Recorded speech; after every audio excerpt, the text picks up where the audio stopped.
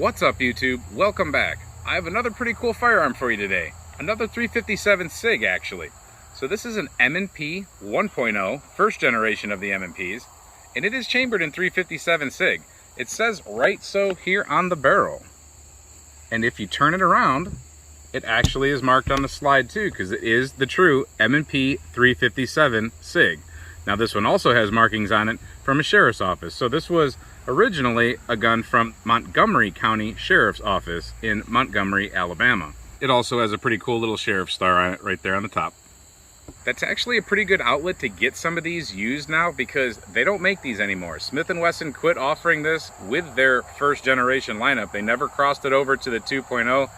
There was reports of certain departments using this, because a lot of departments did use it, but there was reports that the 357 SIG model did have some problems.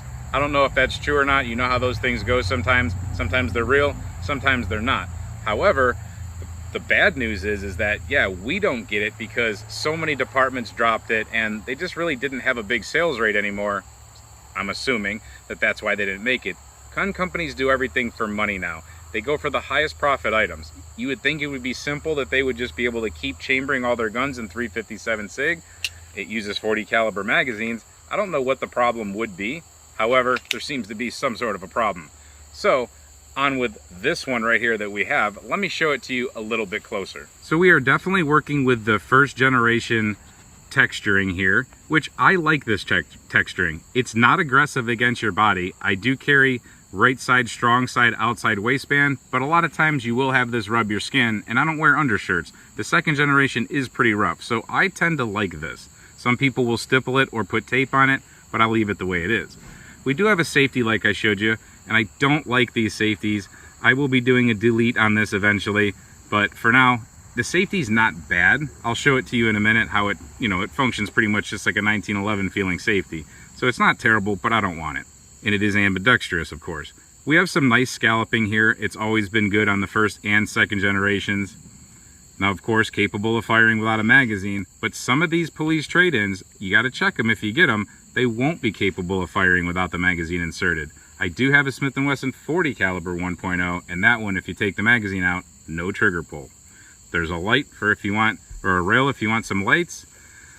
This one has 3-dot white night sights. So I like 3-dot white sights, but the night sights are my second favorite. Checking out the other side, safety again, and then just your typical 1.0 controls. We do have the sheriff's logo and the 357 SIG marking, which makes it extra cool because there's a lot of conversions of this gun, but there's not a whole bunch of the originals.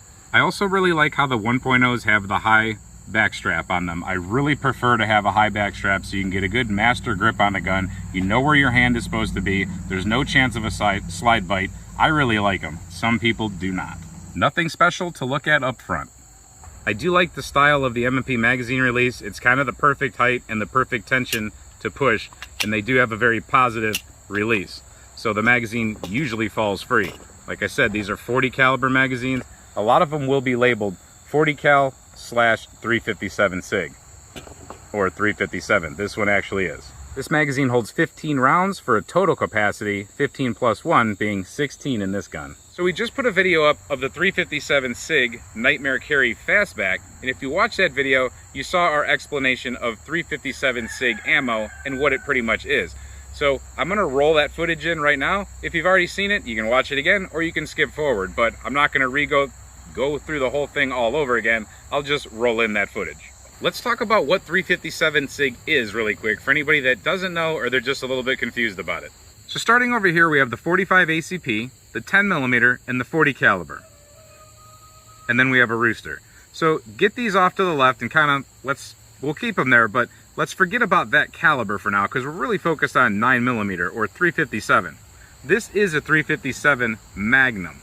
We'll put a 357 SIG in front of it just so you understand the difference. It's a major difference. You're never gonna fit one in the other, ever. Commonly, people accidentally buy one or the other by mistake. But taking that out of there for now, almost the same size projectile. So out of a 357, you would typically use a 357 projectile or 358.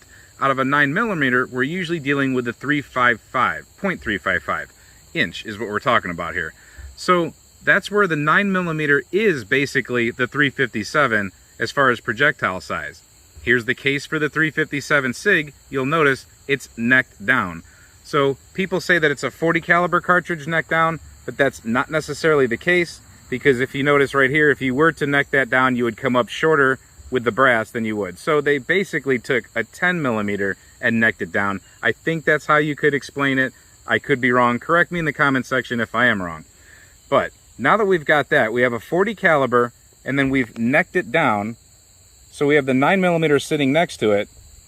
And then we would take that 9 millimeter projectile and we would stick it into that neck down case. So instead of a 40 caliber, now we're setting a 9 millimeter. 0.400 over here and 0.355 over here. Sorry, I'm dropping my stuff everywhere, but you get the idea. You take the 10 millimeter case, trim it a little bit, shorten it, stuff a 9 millimeter in there, then you have the completed 357 SIG round. They made it to compete with 357 Magnum. So they wanted a 357 Magnum power out of a semi-automatic cartridge. So if anybody was confused, I hope that helped you. Now, today we'll be using the same ammo that we did use in that other test with the SIG 1911. We're going to be using Speer Lawman Full Metal Jacket, and we're going to be using Speer Gold Dot Jacketed Hollow Point. These things are really popular, the Gold Dots in general. There's a special grain weight for the 357 SIG. They usually load 9 millimeter projectiles to 124 grains, or the 124 grain projectiles.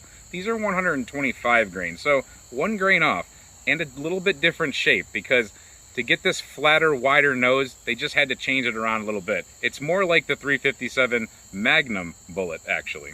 So before we get out on the range, let me just show you the safety and the trigger real quick. So the safety is actually very easy to take off and slide back on, so that could be good, because it's an easy safety to get off, and if you hold it down properly, that would be great. However, if you're riding the safety a little bit with your knuckle, you might pop it on very easily also, and that can be terrible. Now, the reason some people like ambidextrous is because you can utilize this finger.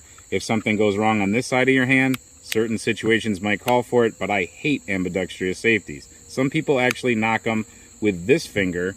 As the gun recoils, sometimes they can knock them up like that. So, like I said, that'll be getting deleted, but it's not too hard to use. As far as the trigger has a lot of take-up. It is a Smith Wesson M&P 1 original trigger, so there's all that garbage right there. It's a little squishy, so you have that break of the dingus, or whatever you want to call that.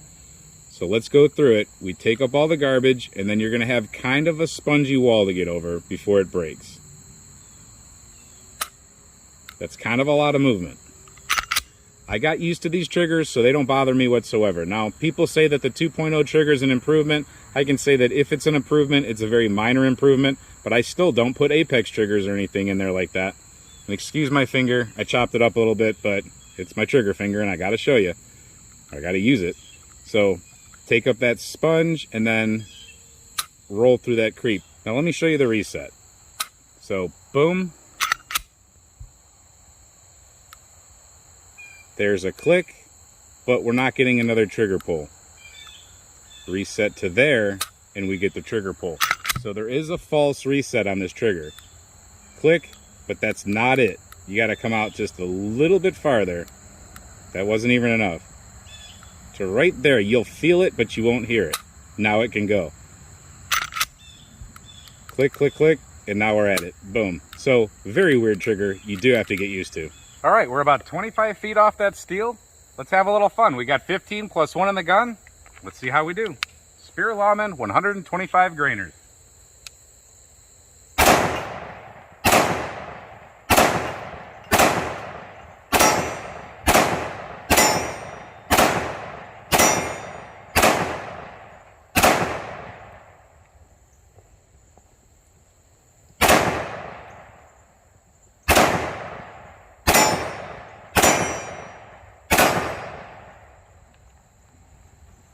I don't know if I got them all, but it ran them all.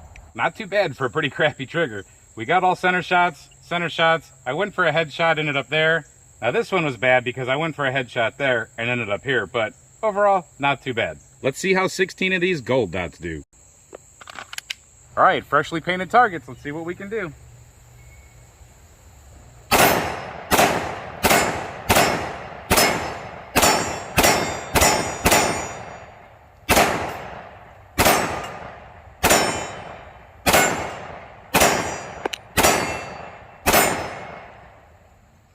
right, that ran them all. I forgot to put myself up a clay to hit. So my center shots were off a little bit, right and down.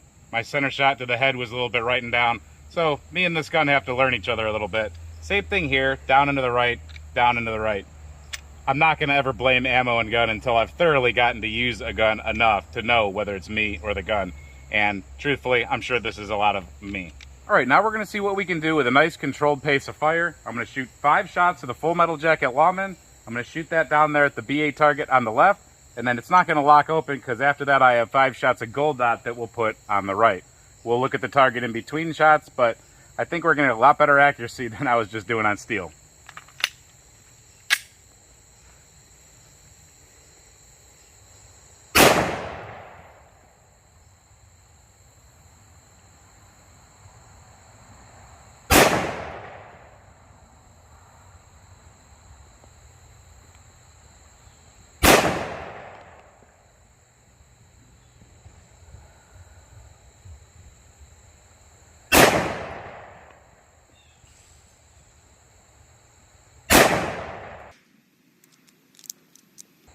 That should have been 5. Let's see how we did. So that was my first shot, and I realized right off the bat that I was not lining up my top sights here, so I corrected that. I have a little glare to my back, so sorry about that. After that, I think my next shot might have been up in here, and then I started coming down again. So yeah, low and to the right. I have not had this firearm too long. I'll check it out a little bit more. Like I said, I think I'm just gonna have to get used to it, but let's put 5 Lawmen on this target, and let's see what happens. Sorry, Gold Dot, and let's see what happens. All right, 5 Gold Dots, downrange.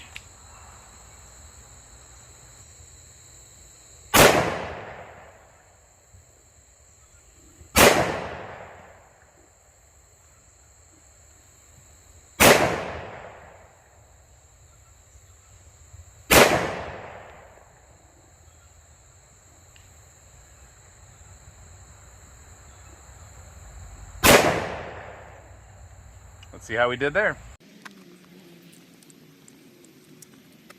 All right, still trending a little bit low, but not bad. I'll take it for defensive shooting. I can work on this. Well, she didn't choke on anything, and she's somewhat accurate when you slow down. I was not as accurate when I sped up, but like I said, that's something I can work on. What do you think overall of the 357 SIG M&P? I really wish they would bring this back in a 2.0 version. Maybe if they ever make 3.0 versions, they can fix their 10mm and bring back their 357 SIG. But hey, one can only hope on that. Smith & Wesson is hell-bent on destroying themselves at the moment.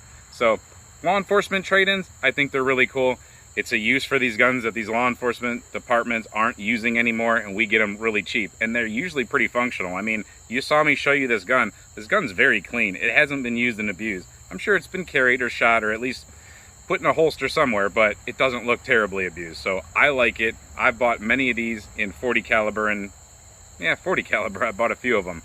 I really like them. They're a really good value. Not pushing anything, just telling you guys how to get a good value on guns. So whether it's this or the other video you should check out with the 1911, 357 SIG is an awesome cartridge. It doesn't get a lot of love. A lot of people hate on it. But like I said before, it's a super speedy version of a 9mm, so all the 9mm fans should really like it. It's not that uncontrollable, and it delivers a heck of a lot of foot-pounds of energy if loaded properly. Or you can keep it pretty mild and just shoot range-type ammo and have a lot of fun with it and train. Let me know what you think in the comments about this gun or this caliber. So I hope you like these kind of videos, and I hope you like this video. Remember, we're no shill, non-sponsored, no BS channel, just trying to bring you honest content. Thank you for watching this video, and until we see you next time, stay safe, have fun, and keep shooting.